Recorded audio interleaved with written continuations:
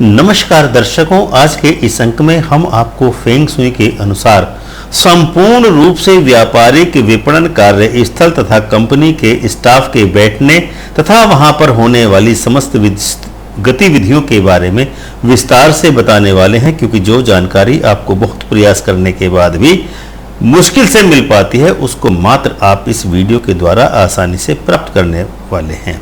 यदि आप भविष्य में भी इसी प्रकार की समस्त जानकारी नटशेल में प्राप्त करना चाहते हैं तो आप हमारे चैनल अमृत कलश को अवश्य ही सब्सक्राइब करें, क्योंकि वास्तुशास्त्र एवं फेंग शुई के संयुक्त अध्ययन से सुगम जानकारी अन्यत्र आप कहीं से भी प्राप्त कर नहीं पाएंगे।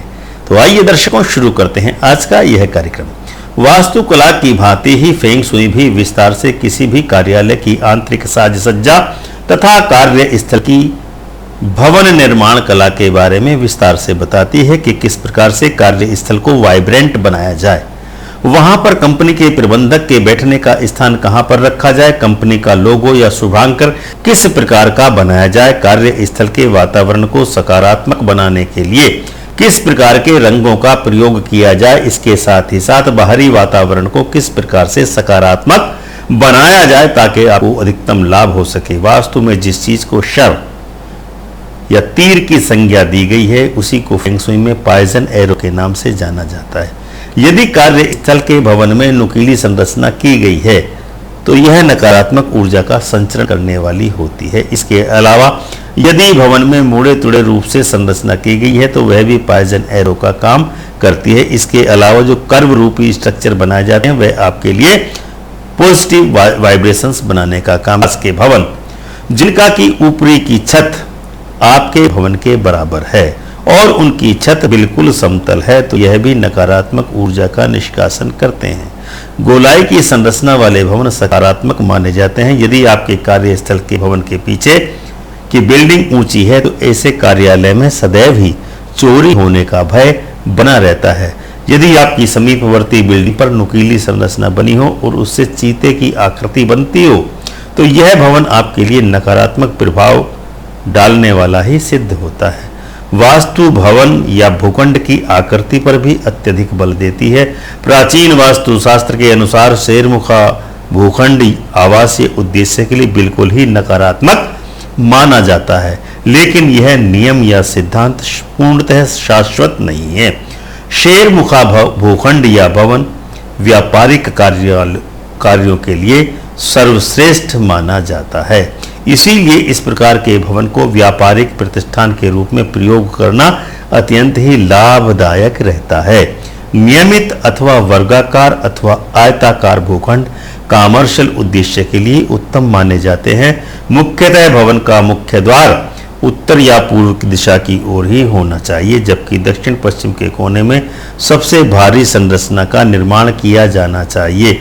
यदि आपको अपना भवन कई मंजिला बनाना है तो भूतल वाली छत का पटाव अन्य तलों की अपेक्षा सर्वाधिक रखना चाहिए। यदि ऊपर की बिल्डिंगों का पटाव 10 फुट है तो भूतल की बिल्डिंग का पटाव निश्चित ही 11 या 12 फुट होना चाहिए। आप अपना मुख्य द्वार बनाते समय यह भी ध्यान रखें कि आपका प्रवेश द्वार सबसे बड़ा होना चाहिए, लेकिन मुख्य द्वार के सामने किसी भी प्रकार का द्वार वेद या बाधा नहीं होनी चाहिए। उदाहरणार्थ, मुख्य द्वार के सामने कभी भी आपको जीने या सीढ़ी का निर्माण नहीं करना चाहिए। कार्यस्थल पर भवन के स्वामी या सीनियर कर्मी या प्रबंधक के बैठने का स्थान हमेशा दक्षिण पश्चिम कोने में ही रखना चाहिए। इस चीज का भी ध्यान सदैव रखें कि भवन स्वामी या वरिष्ठतम कर्मी का मुख उत्तर या पूर्व दिशा की ओर ही बैठते समय होना चाहिए। कार्यस्थल पर आने वाले आगंतुकों का मुख हमेशा दक्षिण अथवा पश्चिम दिशा की ओर ही होना चाहिए। कार्यस्थल पर कंप्यूटर्स, फोटोकॉपियर्स तथा भारी मशीनरी को दक्षिण पूर्व दिशा में ही स्थापित करना चाहिए।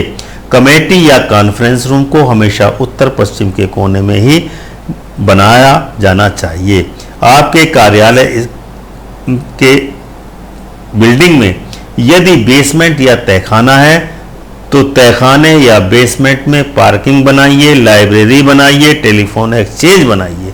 इसी प्रकार की चीज़ें वहाँ पर आप बना सकते हैं। जनरेटर या ट्रांसफार्मर को पृथक पृथक दक्षिण पूर्व के कोने में स्थापित किया जाना चाहिए। कार्यालय में धन संबंधित कार्यों के लिए जैसे कि अकाउंटिंग कार्य हेतु उत्तर या उत्तर पश्चिम की दिशा को सर्वश्रेष्ठ माना गया है। धन रखने की दिशा को पूर्व दिशा माना गया है, यानी कि आप पूर्व दिशा में धन को या कैश चेस्ट को रख सकते हैं। तो दर्शकों, यह था हमारा आज का कार्यक्रम जिसमें हमने आपको बताया कि आपको अपने कार्य स्थल पर किन किन चीज़ों को किस स्थान पर बनाना है, किस स्थान पर रखना है। यदि आप हमारे इस कार्यक्रम से संतुष्ट हैं तो आप हमारे फेसबुक पेज वास्तु ज्ञान को अवश्य ही लाइक एवं शेयर करें। ओम श्री माधवाय नमः।